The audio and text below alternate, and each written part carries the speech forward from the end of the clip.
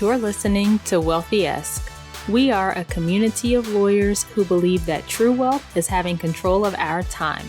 I'm Ro Thomas, and as a busy wife, mom, and big law associate, I know all too well the tension between the culture of the legal profession and pretty much everything else you want to do in life. Each week, I'm bringing you the information and tools you need to take back control of your time by reframing your mindset and managing your money to achieve lifestyle freedom. Take the first step toward regaining control of your time by downloading your free Lifestyle Freedom Starter Guide at rothomas.com/start.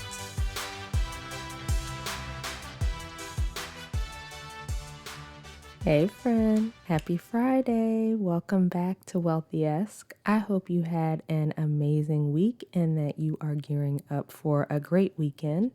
I am super excited for our conversation today. I want to talk about entitlement and comparison. I called the episode I Work Hard, I Deserve It because it's something that I've heard a lot from lawyers and people in other professions, and I'm sure I've said it myself, honestly. But the first thing I want to look at is what it means to, quote, work hard. I work hard is not a fact. This is just a thought because it's relative. It's what we feel, our view of what we are doing. Sure, lawyers are, putting in long hours and advising clients and drafting motions and closing deals and clearing trademarks and all the things. And so we think we work hard. I think I work hard, but someone in a different profession, maybe one that requires more physical labor, for example, or that requires even longer hours, those people might think that lawyers have it pretty easy. So I just want you to notice that the thought I work hard is not objectively quantifiable, right? It's not something that every single person would agree with. And when we have that thought, it will set in motion a chain reaction that leads to particular results in our lives. So different people may have different thoughts about whether lawyers are working hard or whatever, but when we have the thought, I work hard, it leads to certain feelings, which lead to certain actions, which lead to certain results in our lives.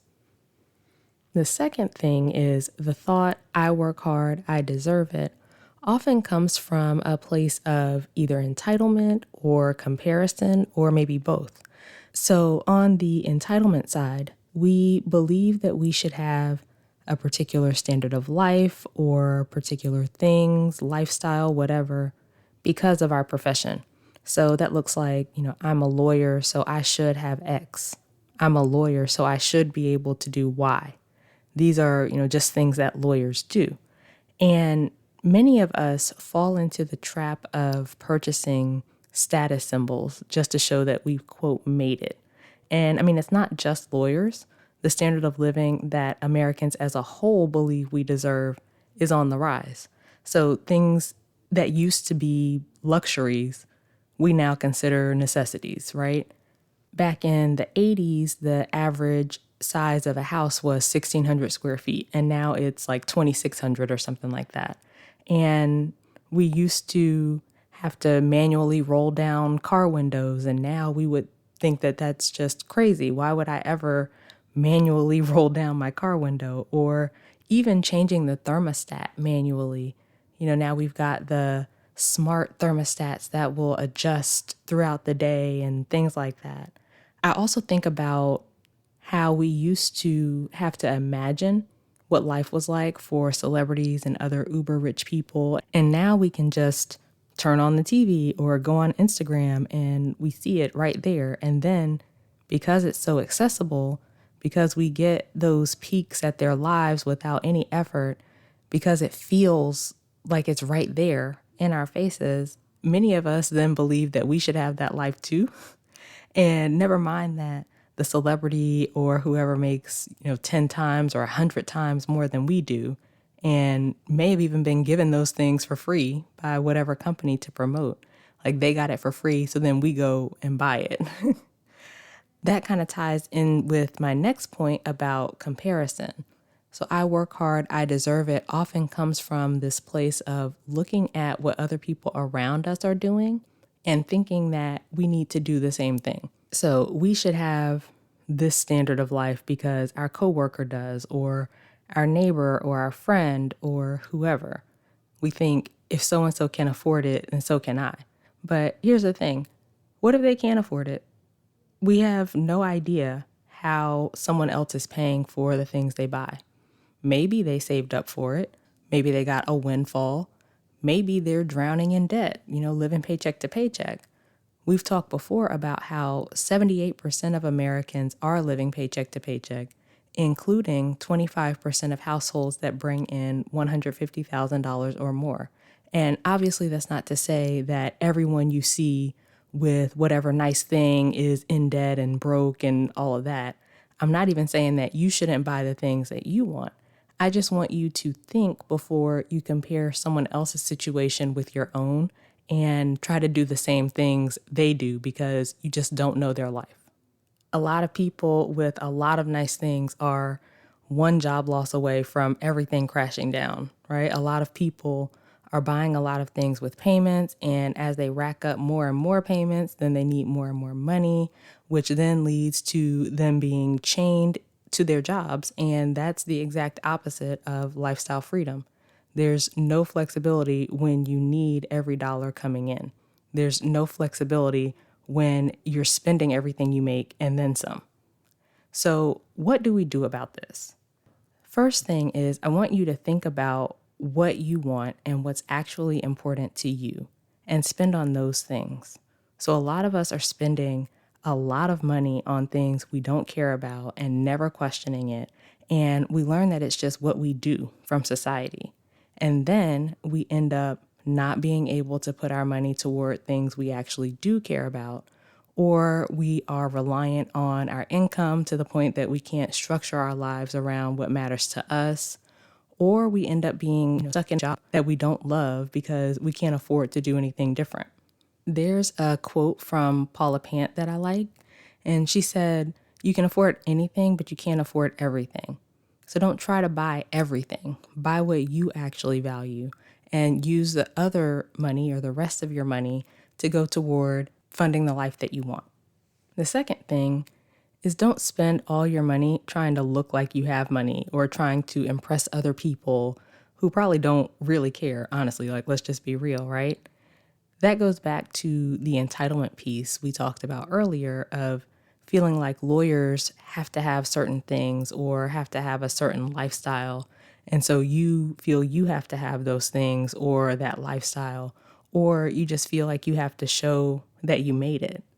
Another quote I love related to that is from Chris Hogan, and he said, "If you live fake rich now, you'll retire real broke later." Isn't that so true, right? We spend all of our money now trying to look rich, and then we're not able to put that money toward actually building wealth and actually funding the lives that we want to live down the line or taking care of ourselves for retirement. That's not to say don't buy nice things or don't buy luxury things or whatever. I'm all for buying whatever things if you actually want them and if buying them doesn't take you off track with your financial goals. But make sure you're not buying things just because someone else has them or because someone else says that you should, or you think you're supposed to have them because you're a lawyer or whatever. The final thing is to remember that stuff won't make you happy. Some of us buy things because we're trying to fill a void or we're trying to avoid some negative emotion that we don't want to feel. And stuff won't do it. No matter what the latest ad campaign says, like companies are spending so much money to make us feel like we have to buy whatever they're selling to be happy, but it's not true. You might feel better in the short term, but once the newness wears off, you'll be right back to where you were. Learn to be happy where you are now. Contentment is such a powerful emotion. Ultimately, my point in all of this is to be intentional with your spending and your life. Instead of buying all the things, let's just buy the things that we truly value and use the rest of our money to build wealth, which ultimately leads to having control of our time. And if you need help with any of this, you want to know where your money's going, you want to map out a plan for how to spend your money better to reach your goals, go to rothomas.com/coaching. Let's schedule a call, talk about how coaching can help. Okay, let's recap. Number 1, I work hard is not a fact. It's a thought that leads to specific results in our lives. Different people will view that statement differently as applied to lawyers. Number 2, the thought I work hard, I deserve it often comes from a place of either entitlement or comparison or both.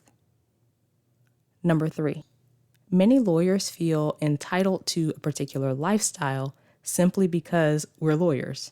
In fact, the expected standard of living for Americans in general has increased significantly over the years.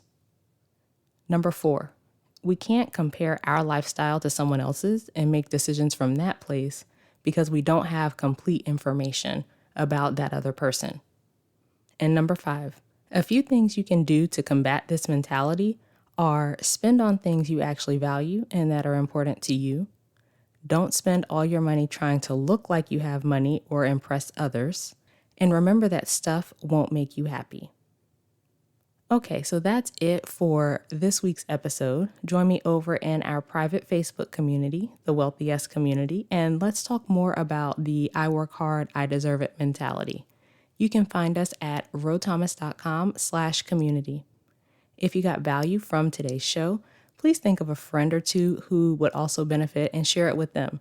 And if you share on social media or if you just want to connect, I am at IamRoThomas, and I'm most active on Instagram. Please subscribe to the show on whatever platform you're listening on and take a second to leave a written review.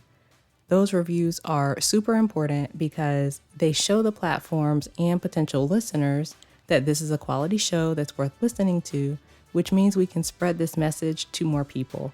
And on top of all of that, I just really appreciate it.